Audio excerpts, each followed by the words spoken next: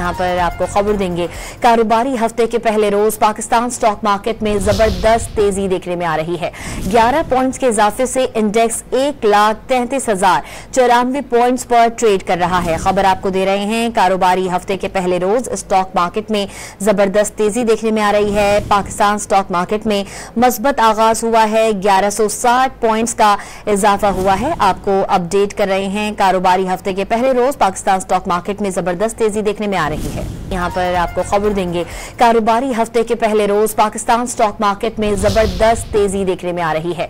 11 points के इजाफे से इंडेक्स 1,33,094 पॉइंट्स पर ट्रेड कर रहा है। खबर आपको दे रहे हैं, कारोबारी हफ्ते के पहले रोज स्टॉक मार्केट में जबरदस्त तेजी देखने में आ रही है। पाकिस्तान स्टॉक मार्केट में मस्बत आगाज हुआ है, 1160 पॉइंट्स का इजाफा हुआ है। आपको अपडेट कर रहे हैं, कारोबारी हफ्ते के पहले रोज पाकिस्तान स्टॉक मार्केट में जबरदस्त तेजी देखने में आ रही है।